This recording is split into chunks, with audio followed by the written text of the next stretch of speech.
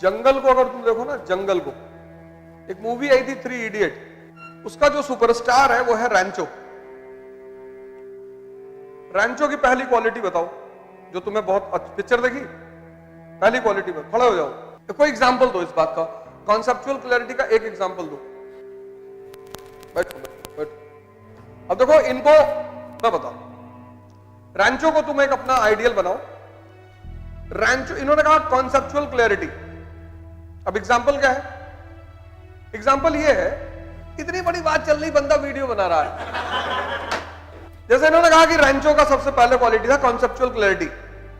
3 आदमी एक शादी के समारोह में एंटर करते हैं, ठीक? किसी दूसरे की शादी, उनको पता ही नहीं किसकी शादी है। वहां पर उनको एक लड़की मिलती है, उस लड़की का फियांसी मतलब मंगेतर आके उस लड़की से कहता है कि इससे शादी मत करना।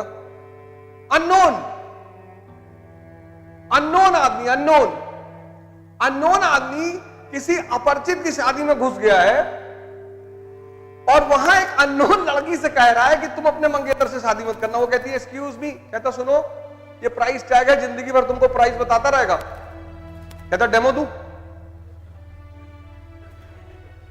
हाँ, पहली क्वालिटी उस आदमी की है ऑब्जर्वेशन। तुम सब ने अपनी जिंदगी में ऑब्जर्वेशन छोड़ दिया है, देखना छोड़ दिया है।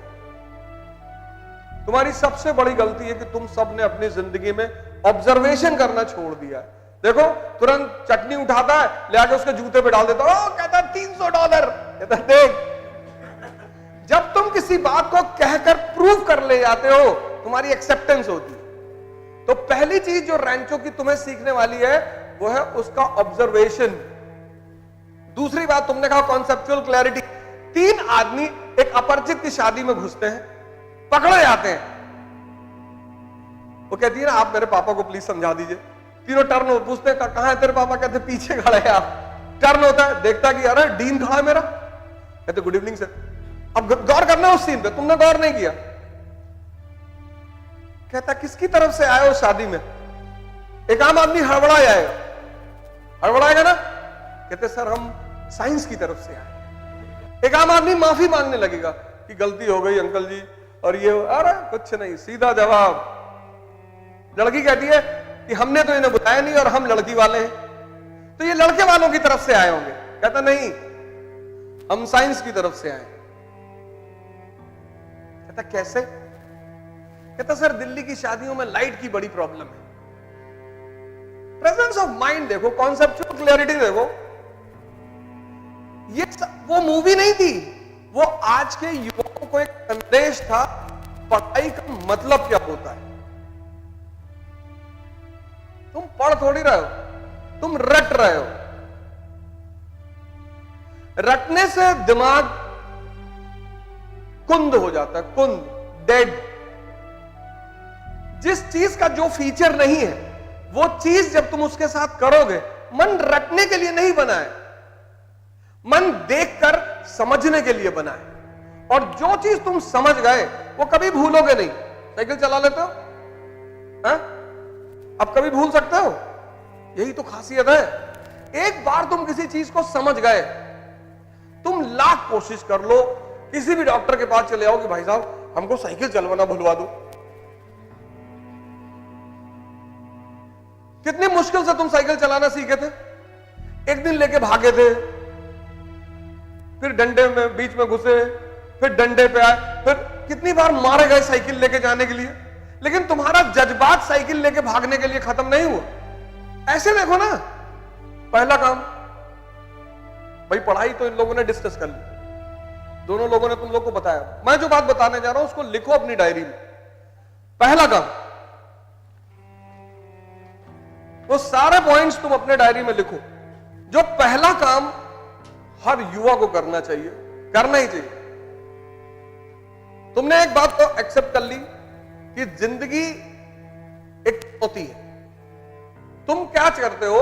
तुम सिर्फ एक चीज चाहते हो, ग्रोथ। इस क्लास में जितने लोग बैठे वो सब ग्रोथ चाहते हैं, लेकिन जहां ग्रोथ है वहां चैलेंज है। ये दोनों अकेले कभी नहीं रहते, रहते ही नहीं। जैसे अगर तुम कुंडली देखते होगे या तुम्हारी कुंडलियां होंगी, हॉरोस्कोप होंगी, कुछ चीजें हैं जो साथ में रहती, अलग होती ही नहीं। दो ग्रह राहु और केतु हमेशा आमने सामने बैठते हैं। तुम सब ग्रोथ चाहते हो लेकिन चैलेंज नहीं चाहते। कहते नहीं नहीं ये ना करो भैया, आईएएस बनना है, हाँ 10 घंटा पढ़ने पड़ेगा। सर कोई जुगाड़ बता दो। अब तुम चाहते हो आईएएस बनना, चलो बड़ी अच्छी बात है, बनो। लेकिन इसमें जो चैलेंज है, पहला चैलेंज है 8 घंटा मिनिमम पढ़ना। मिनिमम 8 घंटा, बहुत ज्यादा नहीं, 8 बहुत है। लेकिन एक बात अभी छुपी हुई है। सबने ग्रेजुएशन कर लिया, बहुसंख्यक मेजॉरिटी। अब जब तुमने ग्रेजुएशन किया तो ग्रेजुएशन में क्या है, एग्जाम 10 दिन का है हर साल, हर साल। यानी ग्रेजुएशन में 365 दिन में तुम्हें सिर्फ 10 दिन मरना है, 355 दिन तुम फ्री हो। यही तो है इंडिया में ग्रेजुएशन। 355 दिन तुम मस्त हो, और इस 10 दिन में जो परीक्षा भी है उसका तुम्हें इंपॉर्टेंट पेपर भी मिल जाता है। हमें तो मिलता था, 20 क्वेश्चन मिलते थे हर पेपर के, और उस पे से हमारे सीनियर कहते थे, बाद में हम अपने जूनियरों से कहते थे कि अगर कोई क्वेश्चन ना आए तो घबराना मत, आंसर शीट भर देना, हेडिंग डालना नेशनल इनकम, और फिर पूरी 3 इडियट की कहानी लिख डाली कि एक रैंचो जीते, उनको एक बिजनेसमैन ने हायर किया था, वो इंजीनियरिंग कॉलेज में पढ़ने गए थे, उनका वहां के डीन जो है चतुर्लिंगम से सहस्त्र बुद्धि से बनती नहीं थी, उनसे वहां पे एक दुश्मनी हो गई। चतुर्लिंगम उनसे बहुत चिढ़ता था। उनके 2 दोस्त थे, फरहान और राजू। राजू के पापा बीमार रहते थे, उनको वहां एक सुंदर सी कन्या भी मिली, उसका नाम प्रिया था। वो अपने नाम के साथ छाछड़ नहीं जोड़ना चाहती थी, और लिखना क्या है, वही तो वो लास्ट में कहती है ना, प्रिया चाचड़। फिर वो बाद में कहता है कि मैं फुंगसुक वांगड़ू, कहती है प्रिया वांगड़ू। यहां क्या है, यहां 8 घंटे 365 दिन पढ़ना है। ये चुनौती है, ये चैलेंज है जिससे तुम बचना चाहते हो। यहां सिर्फ 10 दिन पढ़ना है। बात पहली समझ में आई कैसे ग्रोथ के साथ चुनौती का संबंध होता है। इससे तुम बचना चाहते हो।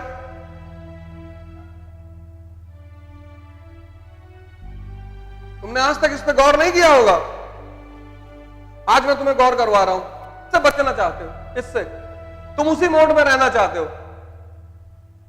कुछ इंपॉर्टेंट बता दो, कुछ पेपर बता दो, कुछ किताब बता दो, कुछ नोट्स ऐसा दे दो, कुछ तावीज पहनवा दो। नहीं है भैया, नियम है कि जन्नत वही देखेगा जो मरेगा, वो नियम है। और नियम कभी नहीं टूटते, किसी के लिए नहीं टूटे।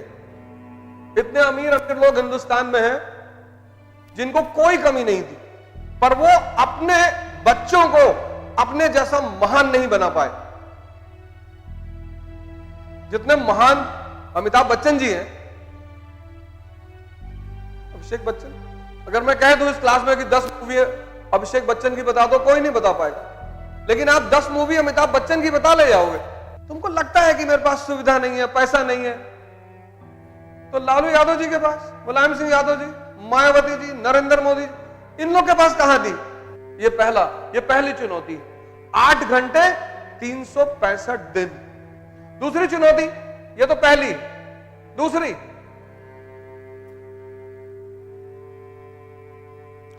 संसार छोड़ना पड़ेगा। क्यों? 1 साल के लिए, बस 1 साल। उसके तो संसार तुमको कूद के पकड़ लेगा। हाँ हाँ हाँ बिल्कुल, मैं बता रहा हूं कैसे। उसके बाद जैसे अब ये 2 लड़के सिलेक्टेड हो गए, अब पूरा संसार इनके पीछे खड़ा हो गया। संसार क्यों छोड़ना है वो मैं बता दूं क्यों। हर चीज सुनो पहले ध्यान से। जब तुम 8 घंटे पढ़ोगे तो उस 8 घंटे को सोचना भी तो पड़ेगा, मनन भी तो करना पड़ेगा। तुम 16 घंटे थोड़ी पढ़ोगे, तुम 8 घंटे पढ़ोगे, फिर उसको हजम करोगे। तुम अध्ययन तो करते हो, मनन नहीं करते। और जो लड़का मनन करेगा, मनन, वो किसी से बात नहीं कर सकता फालतू की। तुम देखो, अगर तुम किसी मुद्दे पर उलझे हुए हो और उस मुद्दे के अलावा तुमसे कोई बात कर रहा हो, तुम तुरंत नाराज हो जाते हो, नहीं होते? ये दूसरा चैलेंज है। 20 साल तुम जिस संसार के हिस्से थे उसको एक बैग से छोड़ोगे तुम, ये दूसरी चुनौती है। इसीलिए तो तुमको याद नहीं रहता। तुम 10-10, 15-15 घंटे बहुत लोग पढ़ते होगे, तुम्हें कुछ याद ही नहीं है। क्यों नहीं है? क्योंकि तुमने हजम नहीं किया, तुमने डाइजेस्ट नहीं किया, उस पर काम ही नहीं किया। इसलिए जो लड़का आईएएस की तैयारी करता है और सीरियस हो जाता है, उसको लोग घमंडी कहने लगते हैं। यार दिमाग खराब हो गया है, अभी तो आईएएस बने भी नहीं लेकिन दिमाग खराब हो गया, किसी से बात नहीं करते हैं। मैं गया था नीचे, मुझसे मिलने ही नहीं आए। अबे हमको चुनाव लड़ना है जो तुमसे मिलने आए?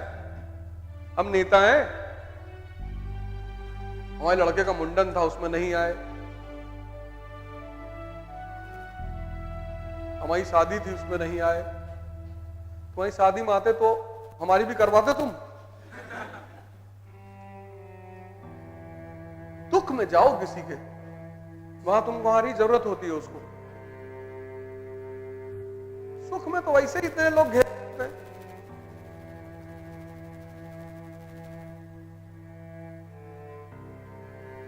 किसी का जाओ, वहां तुम्हारी जरूरत होती है उसको। अभी पार्टी दे दो, किस क्लास में खड़े हो गए कि आज शाम को मेरी तरफ से पार्टी, कानपुर के 5 स्टार, पूरा क्लास जाएगा तुम्हारे साथ, भले तुमको ना जानता हो। और अभी क्लास में सबसे कहते हो कि भैया 500-500 रुपए दे दो, हम भी अपनी फीस जमा कर लें। मार के भगा देंगे लोगों तुमको यहां से, देख मंगे कहीं के।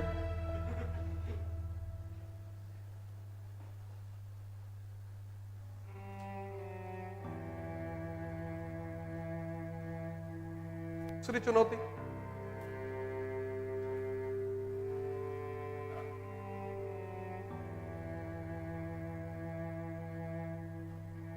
समझना। तुमने पढ़ा ही नहीं इस एंगल से कभी।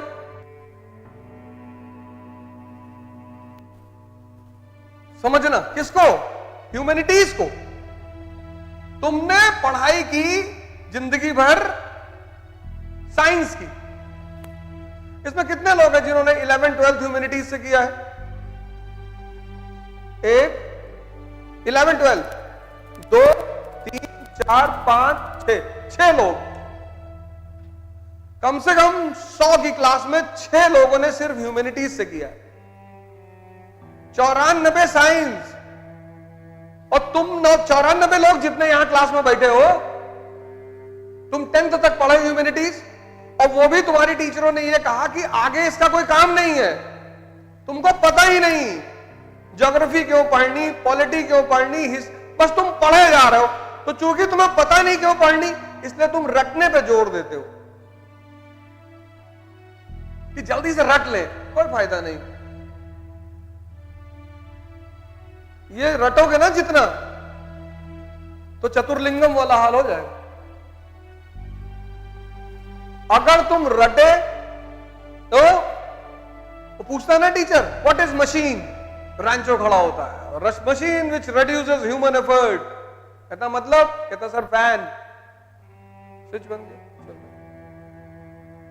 कहता sir chain up and down up and down. Teacher को बड़ा बुरा लगता है कि यार एग्जामिनेशन में यही लिखोगे अप एंड डाउन, समझ में आ गया तो लिखेंगे नहीं, वो तो तुम्हें समझा रहे आसान भाषा में। वो कहता नहीं टीचर इरिटेशन में कि आसान भाषा में बाहर चले जाइए। चतुर्लिंगम क्या करता है, रटी हुई डिफिनेशन बता रहा है। कितना टीचर खुश हो रहा है।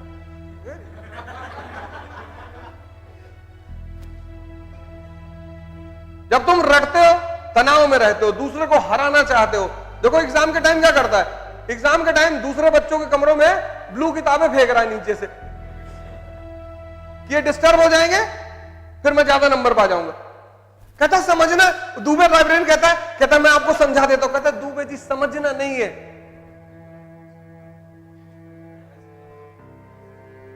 जाता भाषण देने, कहता ये डीन हमारे, इन्होंने बलात्कार में बलात्कार किए।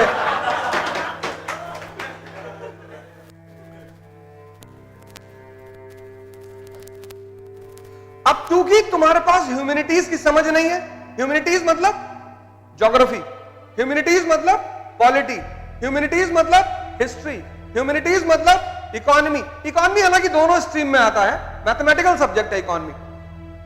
अब ये चार चीज तुम्हें समझ में आती नहीं, न्यूज़पेपर तुम क्या पढ़ोगे? और न्यूज़पेपर आईएएस की जान है। चौथा चैलेंज न्यूज़पेपर, तुम पढ़ ही नहीं सकते न्यूज़पेपर। ह्यूमैनिटीज तुम्हारे पास है ही नहीं, ह्यूमैनिटीज तुम्हारे पास है ही नहीं। और पूरे न्यूज़पेपर में साइंस का एक पेज हिंदू में आता है थर्सडे को। 94 लोग इस क्लास में बैठे हो, ह्यूमैनिटीज तुम्हारे पास है ही नहीं। ना तुम्हें हिस्ट्री पता, ना तुम्हें पॉलिटी पता, ना तुम्हें ज्योग्राफी पता, ना इकोनॉमी पता। तुम न्यूज़पेपर कैसे पढ़ोगे? तुम पढ़ पाओगे? नहीं पढ़ पाओगे।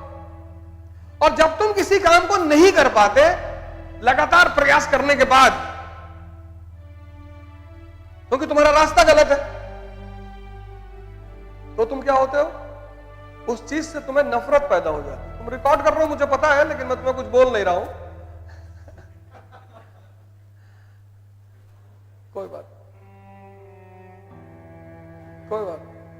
कर तो रहे हो बेटा।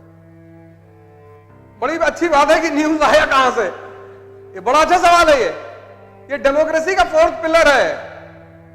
तुम्हारे प्रतिनिधि बैठे हुए पार्लियामेंट में, तुमने चुनकर भेजा है कि जाओ शासन करो, पर हमको बताते रहना क्या क्या कर रहे हो। तो कैसे बताएंगे? प्रेस के माध्यम से। इसलिए डेमोक्रेसी में अगर प्रेस कमजोर है तो डेमोक्रेसी कभी ताकतवर हो ही नहीं सकती। मोनार्की में वो राजा तुम्हारा प्रतिनिधि नहीं था, वो भगवान का प्रतिनिधि था, जिल्ले इलाही। तो वो तुमको क्यों बताएगा? कोई काम करेगा तो वो तुमको क्यों बताएगा? तुम होते कौन हो उससे पूछने वाले? इसलिए कभी कोई राजा किसी जनता को जवाब नहीं देता था। लेकिन आज तुम्हारा तंत्र है, हमारा, जनता का, we the people of India. अब ये चार चैलेंज तुम्हारे सामने है। ये अब गौर करना जो मैं कहने जा रहा हूं। इन सब के अलावा, ये तो है ही है, इन सब के अलावा तुम्हारे अपने पर्सनल रायते हैं। पर्सनल, बबलुआ बदतमीज बहुत है, जानबूझ के मेरी साइकिल पे खरोच मार देता है, और पूनम को संजय से बात नहीं करना चाहिए था, गलत बात है। ये जो है बहुत बदतमीज टाइप का लड़का है, वो समझ नहीं रही, बेचारी इनोसेंट है। तुम मना करो उसके साथ चाय पीने ना जाया करे। तुम सोशल रिफॉर्मर हो। इतना तो फिक्स चैलेंज है, ये तो फिक्स है, ये तो कोई हटा ही नहीं सकता। इसके अलावा तुमने कुछ चुनौतियां खरीद रखी हैं खुद से। कि बरेली वाली बुआ मकान में हिस्सा मांग रही हैं, मांगने दो।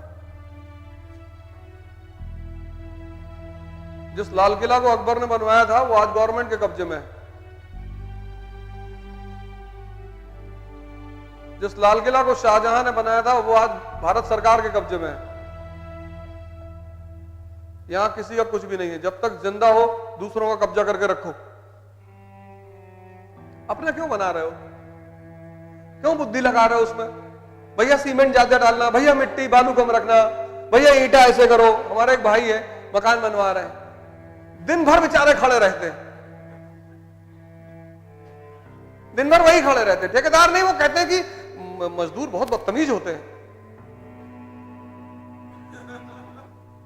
कहते हैं इनको देखो ना तो ठीक से काम नहीं करते, ज्यादा काम नहीं करते, बीच में भाग जाते हैं। हमने कहा इससे अच्छा मकान खरीद लेते, बना बनाया। उससे भी अच्छा था कब्जा कर लेते। अरे हम अधर्म थोड़ी करेंगे, तुम कर नहीं पाओगे।